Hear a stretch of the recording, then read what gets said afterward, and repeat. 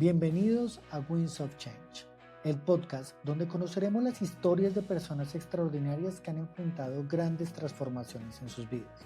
En cada episodio, empresarios, ejecutivos y líderes compartirán las lecciones que les ayudaron a navegar sus propios vientos de cambio.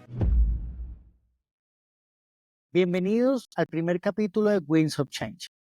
Hoy es un día muy especial para mí porque da oficialmente inicio a un proyecto que venía trabajando desde hace mucho tiempo y que por diferentes circunstancias no lo había podido echar a andar.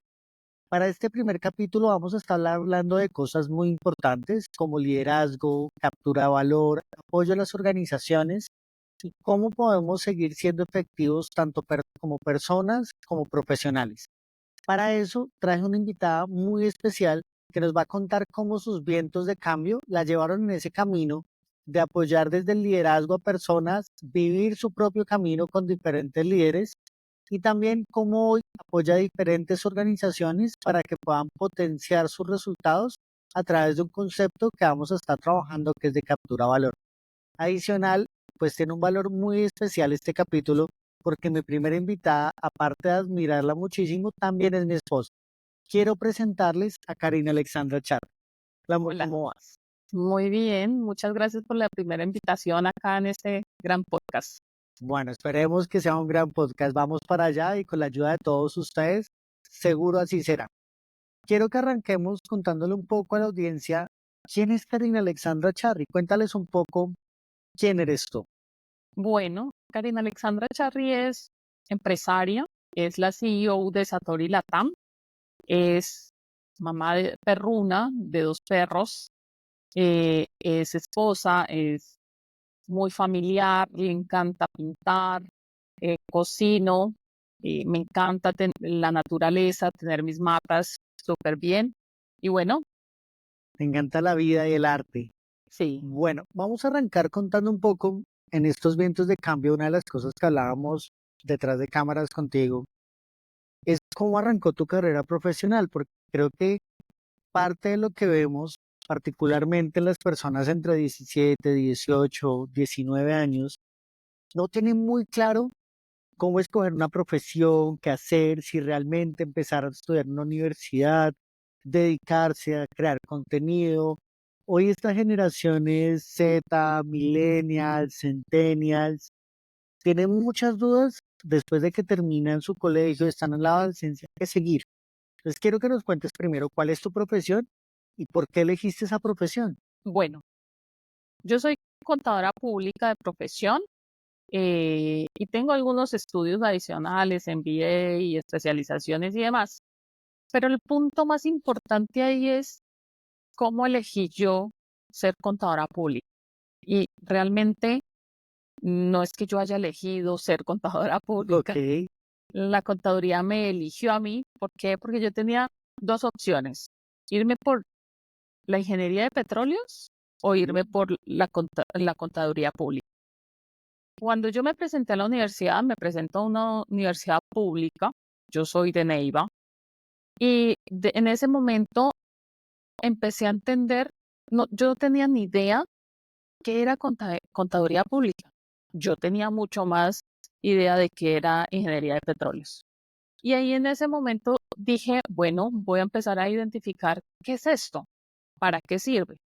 Cuando me enfoqué en qué era, que era mucho más ver la radiografía que tienen las organizaciones a nivel de los ingresos, de los costos, de los gastos, empecé a entender que yo quería realmente enfocarme hacia los negocios, realmente. Y ahí empecé a identificar que definitivamente esa era la carrera que quería empezar y proyectar. este podcast se trata de vientos de cambio. ¿Cuál fue ese viento o qué fue eso que te impulsó a tomar esa decisión? Realmente, en ese momento, pues la ingeniería de petróleos era mucho más costosa que la contaduría pública. Entonces, pues mis papás no tenían cómo pagarme la ingeniería de petróleos. Igual el puntaje me estaba funcionando, pero en ese momento era súper más costoso. Yo te estoy diciendo que el semestre de contaduría pública me costaba 250.000 pesos El, en ese y momento serían unos $60. total. Entonces, y la ingeniería de petróleos era un poco más costosa, si no estoy mal, eran como hacia los 800.000 pesos, pero mis papás pues no tenían la posibilidad porque eso en ese momento prácticamente que era el salario mínimo que ganaban. Entonces no podían costearme la universidad. Eran casi 3, 4 veces más costosos. Claro, Entonces, ese viento de cambio que al final fueron tus circunstancias fue lo que te llevó a que hoy no estés trabajando en petróleos, una industria bastante golpeada, y estés en otra industria que ya hablaremos de ello, que pues está muy favorecida actualmente. Listo. Saliendo de eso, ¿cómo fue tu incursión en el mundo profesional? ¿Cuándo empezaste a trabajar? ¿Cómo fue eso de empezar a trabajar? eso fue un gran reto. O sea, yo conté con el privilegio de estar en la universidad y al tercer semestre ser contratada como auxiliar contable y poder ejercer un poco lo que estaba aprendiendo en la universidad. Y eso no todo el mundo hoy en día, ni siquiera en ese momento, tenían ese privilegio de tú estar aprendiendo la parte teórica que te da la universidad con la práctica real. Yo fui muy bendecida con esto. ¿Y cómo te fue? O sea, estabas en tercer semestre, recién empezando, o sea, recién salía del colegio, yo creo que recién cumplidos tus 18 años, y empiezas el mundo profesional en una carrera que ni siquiera estabas convencida de haber estudiado, o sea, fue más circunstancial que llegaste hasta ahí, y empezaste a trabajar como auxiliar contable con 3 semestres, o sea, no creo que tuvieras todavía mucho conocimiento para poderlo hacer. Para nada. O sea, yo, ese primer empleo que yo tuve fue traumático, realmente. Le dices con fuerza. Sí, fue traumático y fue principalmente por mi jefe. Ok, O sea, mi jefe en ese momento era una persona muy grotesca, donde yo llegaba, o sea, en tu tercer semestre tú no sabes mucho. Y él me podía estar diciendo, tú te equivocaste de carrera, no entiendo por qué estudias esto, por qué no mejor renuncias, por qué no cambias de carrera, tú no sirves para esto. o sea, literalmente te decía, Literal, me lo decía tal cual wow, como te estoy o diciendo. sea, tenías 18 años, tercer semestre, tu primera experiencia, ¿él te contrató o a él, o te contrató a alguien más y te pusieron a trabajar con él? A mí me contrató principalmente la dueña de la empresa, es una señora que ya murió, que la adoré todo el tiempo porque me defendía un montón. Y él me entrevistó y al final dijo, bueno, vamos a trabajar con ella. Ok, pero entonces también fue su Claro, responsabilidad, que era lo que quería llegar. O claro. sea, no fue que le No, impusieran que tenía que trabajar contigo. no, no, para nada. Él tenía la potestad de decir, no, definitivamente no. O, bueno, voy a moldear a esta persona y voy a empezar con ella. Bueno, y finalmente, ¿cómo te fue con él? Me adoraba, realmente me adoraba porque yo llegaba a mi casa súper traumada. Y aquí el apoyo familiar es supremamente importante, porque mi mamá me decía, no, ¿cómo así? Tú puedes, tú tienes que enfocarte, mirar a ver qué es lo que te falta, por qué no estás rindiendo, por qué él te dice esto. Y yo dije, al día siguiente me levanté y yo decía, Dios mío, otra vez este calvario, pero me fui. Y yo creo que todo esto me sirvió mucho para fortalecer mi carácter y saber que definitivamente en la vida hay muchos obstáculos y depende de uno cómo los afronte. Y depende de uno cómo quiere ir ese paso más adelante y adicional a eso, cómo quieres tú verte en un futuro. Entonces al final con él, pues me quiso tanto que me llevó a cada una de sus empresas donde él trabaja. Tú empezaste trabajando en una de las empresas que él trabajaba, Ujú. donde la dueña te contrató, él te entrevistó, pero él era contador en varias empresas Sí, y tú te volviste casi que su auxiliar contable personal. sí, tal cual. Qué bueno. O sea, eso habla muy bien de ti. Bueno, ¿y cómo fue el proceso después de graduarte, cuando ya eras contadora? ¿Cómo arrancaste ahí? Bueno, yo en esta empresa no duré mucho, realmente yo duré más o menos 8 meses. En mi vida profesional siempre he tenido los ascensos muy temprano. ¿Eso qué ha implicado? Que yo a muy corta edad haya tenido cargos de mucha responsabilidad.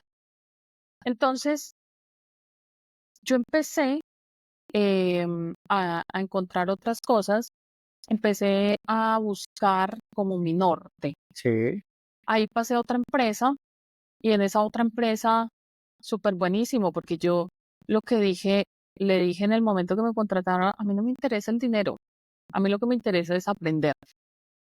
Y realmente empezamos, eran 9 cargos que estaba la contadora, ¿cierto? Y nueve auxiliares contables que ella tenía.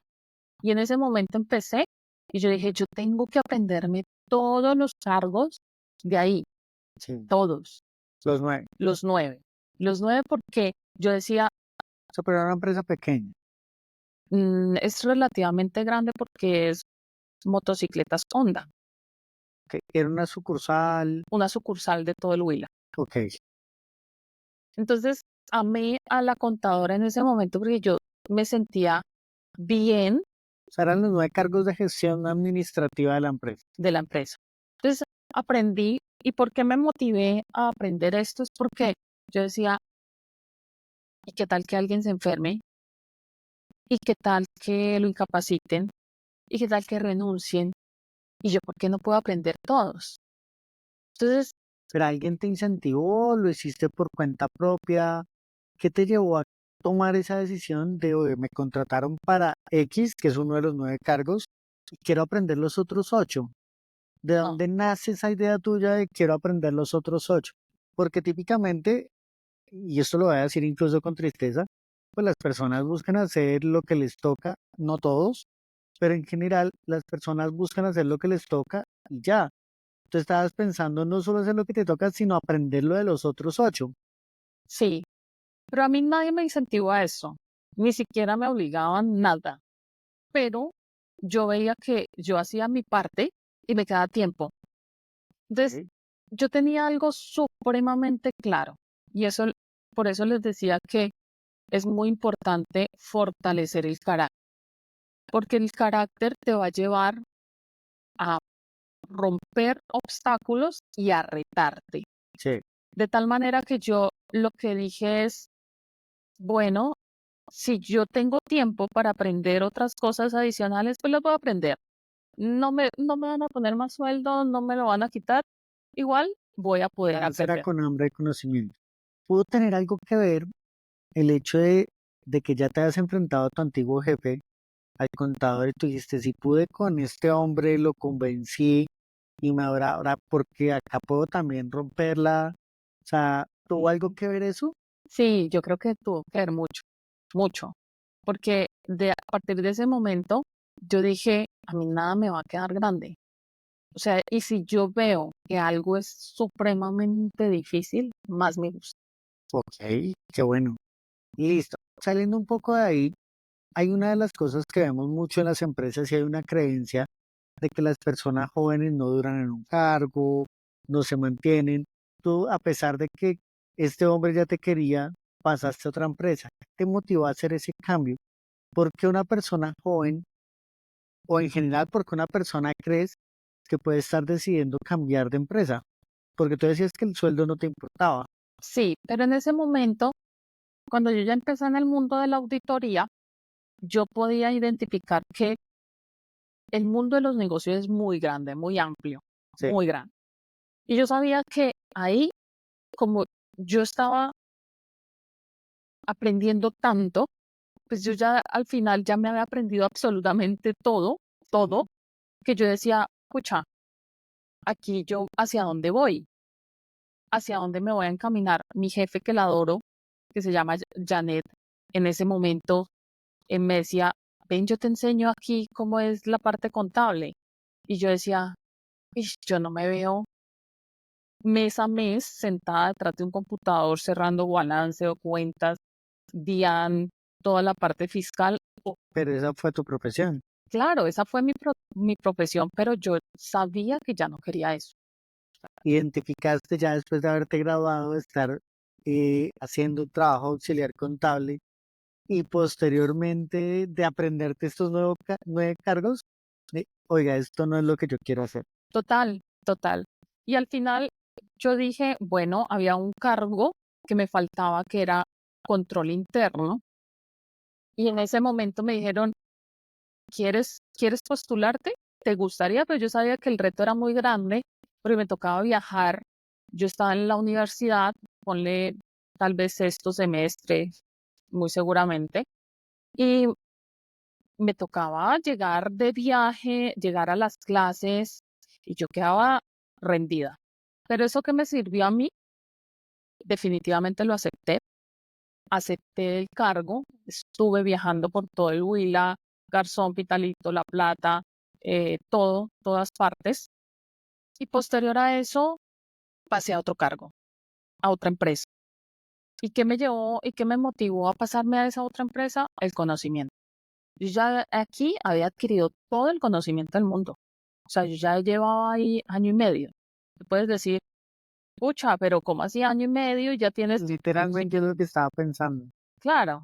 Entonces yo ahí de una vez dije, no, pero es que si yo me quedo en una sola industria, yo solamente me voy a limitar a la industria de las motocicletas. Yo no voy a conocer nada más. Entonces ahí pasé a toda la parte industrial que es Postobón. Pero ¿hubo algún viento de cambio que te impulsó a tomar esa decisión? ¿O fue simplemente tu autoconocimiento, tu reflexión y tú conscientemente tomaste esa decisión de, oye, quiero cambiar porque acá ya llegué a mi límite, acá ya llegué hasta donde puedo ser y voy a buscar otra opción? Total, ya era crecimiento que buscaba. Listo. Ahí yo quiero, bueno, ¿cómo fue tu proceso de entrar a esta nueva empresa? ¿Qué cargos ocupaste? ¿Cómo empezaste? Como yo te decía al inicio y les decía a todos, yo en los cargos que he estado no me he demorado mucho en ascender.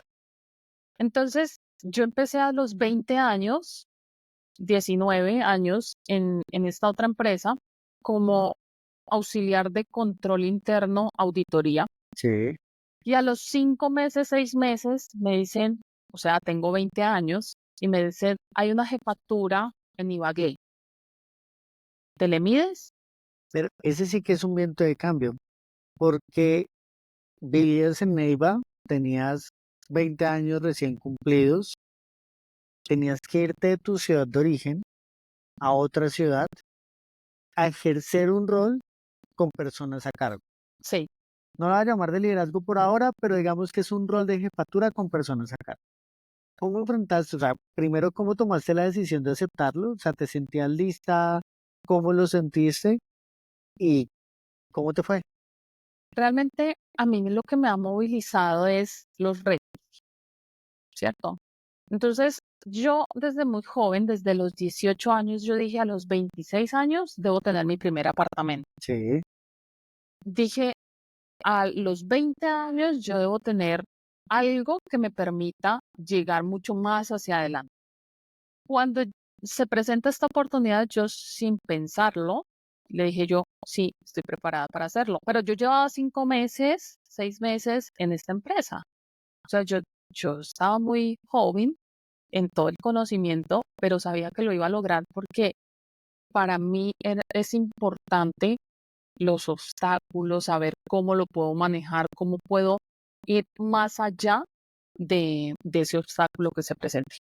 ahí quiero tocar un tema importante y ahorita profundizaremos un poco más, pero acá quiero que lo empecemos a hablar. Es, tenías 20 años, mujer joven, viviendo sola, ejerciendo un rol de liderazgo.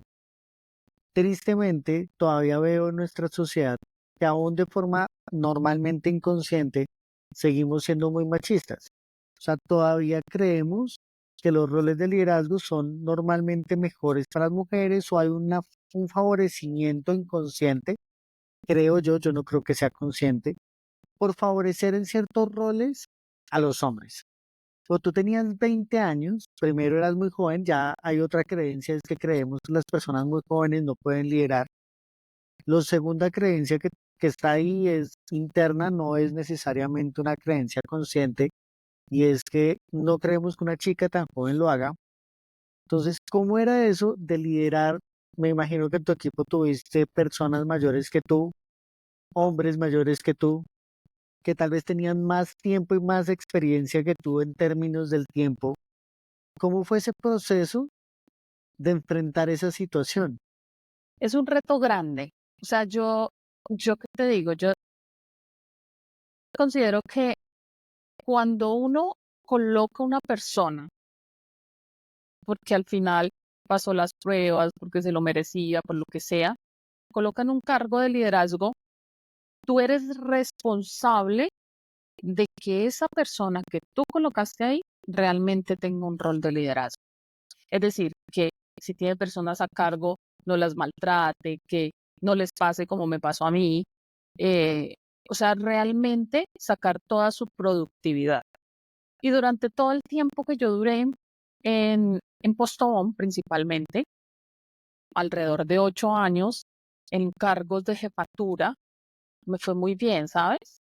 Me fue muy bien porque eh, a mí, mi jefe en ese momento me dio un apoyo enorme, enorme, que todavía somos muy buenos amigos y que realmente el que él me explicara, me enseñara un poco de cómo tratar, cómo ser una buena líder, eso fortaleció mucho los equipos.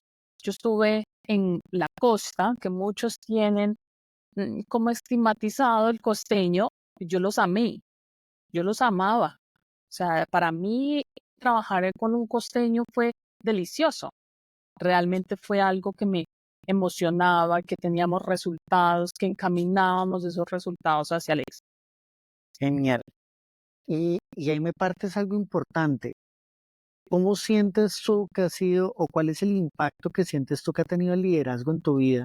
¿Y qué tanto crees, segunda pregunta, que puede impactar el liderazgo, la vida y el performance o la productividad de las personas que están arrancando en su mundo profesional o que incluso llevan muchísimo tiempo? El liderazgo impacta mucho, ¿sabes? Todos decimos actualmente, no, es que como son chicos jóvenes y tenemos en las empresas, no, a ellos no les gusta sino el trabajo remoto, o no, es que a ellos hay que tratarlos con pinzas porque si tú los regañas, ya ellos te renuncian. Yo les digo, yo no estoy tan de acuerdo con que sean tan sensibles, que, que hayamos puesto esa sensibilidad en ellos, sino que ellos necesitan retos, necesitan verse encaminados, necesitan, necesitan realmente que las organizaciones les empecemos a dar conocimiento Sí. que tal vez ellos no tengan, porque su pensamiento es, bueno, yo hice una universidad de 4 o 5 años, ¿para qué? Si entré a una empresa y me toca hacer caso, pero yo sé mucho más la parte tecnológica, lo que sea, y lo lleva mucho a un enfoque de ser un poco sumisos en lo que tú puedes generar con ese conocimiento. Pero ahí en tu experiencia, no sé si has tenido casos contrarios a lo que pronto estás diciendo, donde llegan chicos que salen de la universidad y ya se sienten súper preparados, sienten que ya son los chachos, o sea, pueden hacer de todo y realmente todavía no tienen experiencia en el mundo real, o sea, no tienen la oportunidad que tuviste tú de empezar a trabajar desde que empezaste casi tu universidad y salen con cierto ego o con ciertas creencias no tan ciertas de que ya tienen todo el conocimiento del mundo y ya lo aprendieron lo que tenían que aprender, o sea, tienen los mismos 20, 22 años y sienten, yo ya aprendí lo que tenía que aprender, o sea, acá no hay nada nuevo para mí. Claro, a mí me pasó algo chévere y es que yo teniendo 27 años, las personas que yo lideraba en mi equipo de trabajo tenían entre 19 y 23 años, otras estaban entre los 35, 40 años. Sí. Entonces, ¿qué pasa con estas personas? Cuando esto pasa, ¿cuál es mi principal enfoque? Listo, ya estás listo, demuestra que estás listo. Cuando tienen ese primer obstáculo, que ellos se golpean contra la realidad, simplemente yo estoy ahí para decirles, ¿te das cuenta que sí faltaba? Ok. Y A los dejas estrellarse, o sea, sabes, crees que sabes todo, te sientes preparado, dale, hazlo. sí, porque eso hicieron conmigo. Ah, tú dijiste que sí podías, listo, hágale. Ahora mira a ver si te vas a quemar. No, porque estoy en contra de lo que es Karim, ¿ves? Entonces, eso pasa con las personas. Cuando hay un ego tan grande de que yo lo puedo todo, porque acabo de salir de la universidad, bueno, demuéstralo. Ah, no lo puedes hacer, investiga. Ah, te quemaste. Si es que sí te faltaba. Y listo. Quiero entrar ahora a un siguiente punto y es ya tu rol como empresario. ¿Cómo es eso de crear una empresa? ¿Cómo ha sido el desarrollarla, el fortalecerla, el estructurarla? Y acá quiero que me des un matiz a algo que he podido percibir particularmente en reuniones que he estado contigo, y es cómo es el impacto de ser empresaria. Siendo mujer, ¿hay una diferencia o es exactamente lo mismo que si fueras hombre? No, eso ha marcado bueno, igual hemos luchado mucho contra el machismo a nivel global, pero aún así se ve reflejada en las organizaciones. Y, y al final yo he sido víctima de esta propia situación o circunstancias, porque yo voy y me presento como la CEO de Satori y cuando es un hombre y voy acompañada, sencillamente me anulan. Entonces, acá que es importante fortalecer, y como lo decía desde el inicio, fortalecer tanto el carácter y mostrar el conocimiento para que se den cuenta de que uno no es anulado dentro de cualquier reunión. Y para alguna chica que te esté escuchando, que tal vez diga, "Oye, yo siento que esto me ha pasado", y tal vez no saben cómo reaccionar ante ese momento, ¿qué consejo le darías cuando de pronto, insisto, puede ser de forma inconsciente, que terminen anulándote como dices tú, o que no te presten la atención con el respeto debido? ¿Cómo haces tú como para que esa persona tenga ese chispazo de conciencia y se dé cuenta que te está anulando? Yo simplemente, ¿qué pasa? Por lo general están mirando es si tú no sabes lo suficiente como para estar en esa reunión. Y no me pasa solo a mí. He hablado con muchas CEO, mujeres, que sienten exactamente lo mismo, pero en ese momento simplemente hay que mostrar que realmente uno tiene el conocimiento, está capacitado para liderar y pues al final si está ahí es por algo. Entonces, la circunstancia en ese momento, ellos se caen en cuenta y empiezan a tener otra actitud. Y a las chicas que apenas están empezando un cargo de jefatura, que se sienten un poco como no me ponen atención, como, soy la CTO, soy la vicepresidente, soy presidente de cualquier empresa. En este momento nosotros lanzamos Business Women Leaders, que es una comunidad de mujeres de negocio que se va a fortalecer todo lo que tiene que ver con la línea de negocio, programación neurolingüística, pero también la parte tecnológica. Ya voy a entrar a darle un poquito de detalle a eso porque me parece importante, pero quiero hablar un punto antes. Tú eras una consultora exitosa en tu vida profesional como empleada, te ha ido muy bien, has logrado grandes éxitos en tu vida, incluso has tenido la oportunidad de trabajar con la firma más importante del mundo en términos de consultoría. ¿Por qué dejar de ser un empleado exitoso y tomar la decisión de ser empresaria? ¿Cuál fue ese viento de cambio que te impulsó a tomar esa decisión que no es fácil? O sea, acá en nuestra audiencia hay gente con muchísimo talento, gente brillante, gente con ideas magníficas, gente que sabe que puede ser muchas cosas muy potentes, pero no tienen o no han llegado al punto en donde toman esa decisión de decir, voy a lanzarme a emprender. ¿Cómo es dar ese salto, literalmente, no sé si al vacío, pero dar ese salto de cambiar una vida cómoda por iniciar un proyecto de emprendimiento? Bueno, es que hay retos. O sea, yo tuve un primer emprendimiento que me fue terrible. perdí mucho dinero. Y, y yo les contaba que estaba haciendo el MBA y yo decía, el MBA al final sí te enseñan, te dicen muchas cosas teóricas, pero al final la práctica es la que hace el maestro. Entonces, en este primer emprendimiento fue un desastre. En este segundo hay que aprender de los errores y al final es un reto enorme.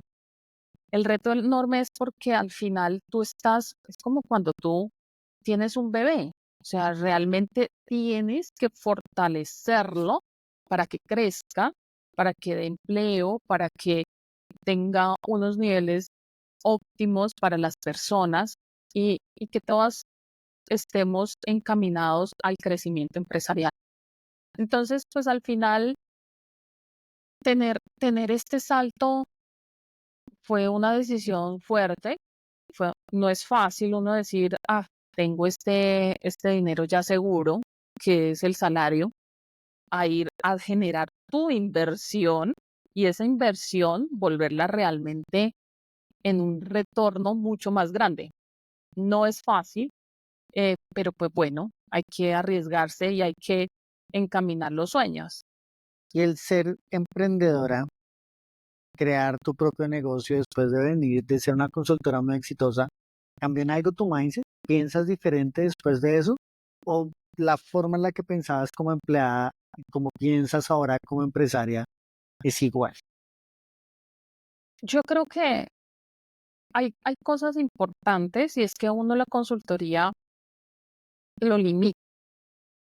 ¿Qué lo limita? Lo limita a que cuando tú dependes de otra empresa, tú te debes ceñir a su marco de trabajo, a sus políticas, a sus temas, Sí. y, y tú puedes tener muchas ideas adicionales, pero son limitadas. O sea, en la aplicación de esas O ideas. sea, al poder llevar a cabo esas ideas, al final hay burocracia, Claro, decisiones, la misma cultura organizacional que hace que esas ideas no siempre prosperen. claro. Y entonces cuando decidimos montar todo el ecosistema de Satori Latam, lo que hicimos fue visualizarnos en qué necesitan las organizaciones y de qué están cansadas hoy. Hoy están cansadas de consultoras que les venden una cantidad de implementaciones, pero no se comprometen con el resultado. O con su resultado es un poco vanidoso o insostenible durante el tiempo. Entonces, el tener a Satori fue poderlo tú formar y estructurar tal cual con todo eso que tuviste que no estaba tan bien y que realmente yo quiero que esta consultora se apropie y que las personas, los empresarios que la contraten, digan, con Satori realmente me siento respaldado o respaldada. Bueno, acá igual es espacio de publicidad no pagada, pero es publicidad al fin y al cabo. Para las personas que quieran saber qué hace tu empresa, cuéntales un poco qué se dedica tu empresa, qué se dedica Satori. Satori es una consultora, es una firma de consultoría que nos enfocamos principalmente a tener la captura de valor en todo lo que tiene que ver organizacionalmente. ¿Qué quiere decir eso? Quiere decir que tenemos 5 enfoques.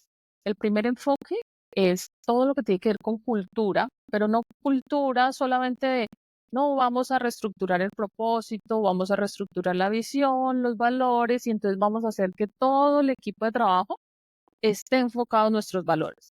No solamente eso es importante, por ejemplo, a nivel de cultura, sino que tengan que realmente es un mindset de captura de valor, donde esa captura de valor te movilice los números para que la empresa, la organización sea rentable y pueda sostener todos los empleos que está generando. Han nombrado, yo creo que al menos 3 veces, captura de valor.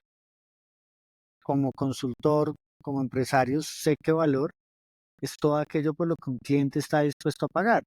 Llámese pagar con plata, con recomendación, con profundización. Pero ¿qué es captura de valor entonces? O sea, porque suena como algo desde el punto de vista me suena como lógico, pero a la vez como que no lo entiendo del todo. Claro, las personas nos enfocamos en, hay tres partes, que es la creación de valor, la entrega o la generación del valor y la captura del valor. Al nivel del software, podemos decir que creamos valor cuando ya está listo. O sea, Se desarrolló. ya está desarrollado, ya está la aplicación, eh, ya prácticamente la voy a poner al servicio de mi cliente. O sea, terminé de construirlo, es crear Cree. sentido. ¿Cuándo lo entrego? Cuando ya lo pongo a disposición y tú lo puedes usar. Entonces, yo como cliente puedo utilizar ese software que terminar. Claro, Ahí yo recibo valor como cliente, pero como empresa lo entrego. claro. Cuando capturas ese valor es cuando tú empiezas a monetizar todo esto entregado hacia el cliente. Entonces, vas a movilizar o ya sea el ingreso o ya sea la reducción del costo, la reducción del gasto, que eso se traduce en utilidad. Cuando tú tienes ese software que ya entregaste y vas a generar un ingreso con ese software, pues tú estás capturando ese valor. Estás realmente capturando. ¿Qué puede pasar?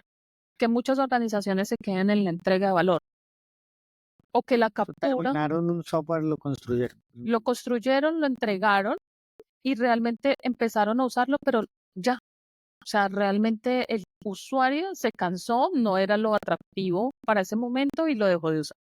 Jamás es pensar en varios conceptos. Primero, he visto oficinas de proyectos y portafolios de proyectos gigantes en muchas organizaciones. Te digo, por encima de los 100, 120, 130, incluso organizaciones que llegan a 200 proyectos, donde la medición de los proyectos máximo llega hasta el punto de entrega. O sea, lo entregué, Ujú. pero no hay una medición tan rigurosa en la mayoría de esos proyectos sobre la captura de ese valor, o sea, sobre el valor retornado sobre esos proyectos. Pero también quiero que me cuentes un poco cómo se podría manejar eso. Y en otra línea, yo me pongo a pensar, no sé, mi trabajo es de operaciones y mi trabajo es muy operativo. ¿Yo cómo puedo tener un mindset dentro de la cultura donde yo esté pensando como persona de operaciones con tareas operativas, cuál es la captura de valor de mis actividades o lo que hago? Entonces, si quieres, puedes explicarnos un poco estas dos líneas diferentes al desarrollo de software. Bueno, nosotros prestamos servicios internos. Al final, cada área de la organización, así tú seas muy operativo, hay unos servicios que tú generas o entregas a otras áreas para que esas áreas empiecen a capturar el valor.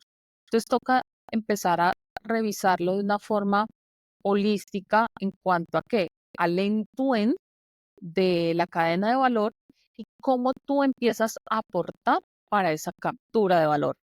Muy seguramente vamos a encontrar eh, procesos que se van a optimizar y en esa optimización de esos procesos para que la captura de valor sea mucho más efectiva y más eficiente, pues voy a poder empezar a reducir costos, voy a empezar a reducir operatividad y eso es lo que nos lleva a la captura de valor. Me da mucho sentido lo que acabas de decir porque al final el concepto valioso acá es que el valor también tiene una cadena de valor. Claro, Entonces, al final, para que yo le llegue al cliente, muy seguramente hay una cantidad de eslabones internos que se tienen que mover. Ahora, el problema es cuando esa cadena no es una única cadena, claro. sino es un enredo. O sea, me estoy imaginando en este momento en mi mente, o sea, cada equipo como un eslabón y un enredo de cosas por allá y al final sale una puntica que llega al cliente, pero una cantidad de cosas que no generan valor. ¿Hay alguna medición, tú sabes, de algún número que nos permite indicar qué tanto de eso, qué tanto de las actividades accionables o cosas que se hacen el día a día de una empresa no genera o no captura valor? Claro, está más o menos calculado entre el 60 y el 70% de las actividades rutinarias que no están capturando el valor. ¿Están entregando? Seguramente sí. ¿Están creándolo? Seguramente sí. Pero captura como tal, muy pocas. ¿Por qué muy pocas? Y escuchaba de hecho ayer un podcast que me hizo mucho sentido cuando decían, 60.000 a 70.000 pensamientos diarios tiene el ser humano, pero de esos 60.000 a 70.000, el 90% de esas actividades son repetitivas, tan repetitivas que no permite que el cerebro empiece a hacer innovación en otras cosas. ¿Por qué? Porque está ocupado creando las mismas conexiones que vienen haciendo. Lo mismo pasa con el mundo empresarial. Si tú ya tienes establecido unas actividades y como las empresas ya vienen, una empresa que está iniciando es muy sencillo, porque tú vas empezando a depurar. Pero cuando hay una organización de 100 años, de 50 años, de 90 años, de 12 años, mejor dicho, superior a un año, ya tú empiezas a tener un rezago de muchas actividades del que me pidió el informe, de que el informe debe enviarse tal fecha, pero muy seguramente ni siquiera lo ven, ni siquiera lo procesan. Entonces al final se quedan en actividades realizadas que no están capturando el valor. Entonces por eso las organizaciones empiezan a decir, yo tengo tantas personas, no sé, 500 personas dentro de mi equipo de trabajo y no se ven los resultados. O los resultados son tan pequeños lo que se moviliza que toda esta cantidad de gente es una carga operativa y por eso empiezan a recortar personas. Pero el recorte de personas no es precisamente por falta de esa productividad, sino es porque no hemos empezado a depurar qué es lo que realmente no necesitamos y en qué vamos a potencializar el conocimiento de las personas. Yo voy a decir algo acá con lo que tú acabas de decir que me hizo reflexionar, que tal vez no sea lo que todo el mundo le gustaría escuchar. Pero para mí la estrategia, cuando nosotros queremos reducir gastos y lo que hacemos es reducir la cantidad de personal, me parece una estrategia que muchas veces es eficiente, o sea, se logran impactos en el PIG, o sea, al final disminuyes costos, lo cual te hace que tus utilidades parezcan estar creciendo, pero me parece una solución facilista. Y con esto no quiero decir que no hayan organizaciones que tengan como exceso de personas. Siempre hay algún exceso, pero el punto es que antes de tomar esa decisión, lo primero que tendríamos que entender y con lo que tú estás diciendo es ya qué cosas estamos haciendo que no generan valor o que no le aportan al valor o que no aportan en la cadena de valor, qué actividades realmente, analizar realmente cómo funciona la empresa, entender dónde están los problemas en cuestión de que no está llegando directamente al valor, ya sea la reducción de costos de gastos o la generación de ingresos. Y al final, eso es lo que empieza a limitar el crecimiento sostenible de una organización. Yo conozco casos de organizaciones que tienen, no sé, ventas de 10, 20 millones de dólares al año, que tienen mucho mejores utilidades que empresas que venden 100 millones de dólares al año. O sea, no necesariamente el vender más me hace más eh, próspero o me genera más utilidades. Entonces, con lo que tú me estás diciendo, me doy cuenta de que muchas organizaciones están tomando el camino, voy a decir entre comillas fácil, porque creo que para nadie nunca es fácil salir de personas y despedir personas, pero desde el punto de vista de cuaderno de resultados en el corto plazo sí es una estrategia sencilla, porque simplemente yo digo, voy a recortar del presupuesto el 30% o voy a recortar el personal en un 30% y ustedes miren cómo solucionan. Pero típicamente las personas no piensan como compañía, como organización, ven en dónde estamos generando los problemas. Porque cuando yo recorto, ya sea mi presupuesto en las personas, un 30%, un 20%, un 10%, lo que estoy intentando hacer es mantener mis utilidades. No es una estrategia diferente a eso. O en algún caso, hacer que la empresa sobreviva, porque puede ser que esté en un sobrecosto, esté en pérdidas, y reducir eso puede hacer que la empresa genere una supervivencia. Pero si realmente ellos se concentraran en las cosas que están haciendo mal y que no generan valor, seguramente sería mucho más productivo y podrían encontrar un camino de crecimiento. Entonces, mi pregunta para ti, discúlpame todo el alargado, es, ¿en esto les podría ayudar Satori a las empresas? Sí, como lo decía, tenemos 5 enfoques. Uno es el de cultura, 2, cultura y gestión de cambio. 2, operaciones psicológicas. 3, tenemos toda la parte que se va enfocada hacia la eficiencia y efectividad entre el costo y el gasto. Em, y 4, tenemos todo lo que tiene que ver con tecnología emergente. Y una quinta que viene siendo principalmente toda la línea de performance de una organización. Genial. Bueno, para no cansar más a nuestra audiencia y no abusar de tu tiempo, vamos a hacer algo que se va a volver, o espero que se vuelva cotidiano en este podcast. Es una pregunta habitual. Y esa pregunta que quiero hacer es, ¿qué le recomiendas a las personas para que puedan potenciar su carrera y aprovechar a su favor los vientos de cambio? Yo creería que una de las principales cosas es tener claro hacia dónde van, cuál es su enfoque, cuál es su limitante y cómo forjar mucho más el carácter para que todos estos obstáculos que se le presenten dentro del camino simplemente sean removidos gracias a tu conocimiento, hacia tu persistencia, hacia tu enfoque, y que adicional a esto puedan llevar a cabo victorias ganadas. Ok, muy bien. Una recomendación para las personas que nos escuchan para algo de sabiduría, sea podcast, sea música, sea arte, sean videojuegos, se vale lo que sea. ¿Qué les recomendarías como para tener un poquito más de sabiduría cada día? Bueno, podcast, pues este podcast, Ok. With of Change, es importante. Sé que van a disfrutarlo un montón porque sé que van a poder tener experiencia vividas de otras personas. Genial. Entonces, Muchas gracias por la definitivamente. recomendación. Publicidad no paga, lo seguro. ¿Y qué otra recomendación como para no ser tan autopublicitario? Bueno, otro podcast que me gusta mucho que se llama Coaching of Leaders es importante porque te lleva a reflexionar, a hacer una introspección de cómo estás liderando hoy los equipos y qué puedes empezar a implementar en los equipos de trabajo. Bueno, y para quien quiera saber más de ti, conocer un poco de ti, de tu empresa, de las cosas que estás haciendo, ¿dónde te pueden contactar? ¿Cómo te pueden buscar? En LinkedIn, estoy en LinkedIn, me pueden contactar por ahí o me pueden escribir a mi WhatsApp, a todos les contesto, procuro hacerlo. Y bueno, en Satori vamos a estar también haciendo muchos eventos y muchas cosas que van a ser interesantes que lo pueden encontrar en la página web.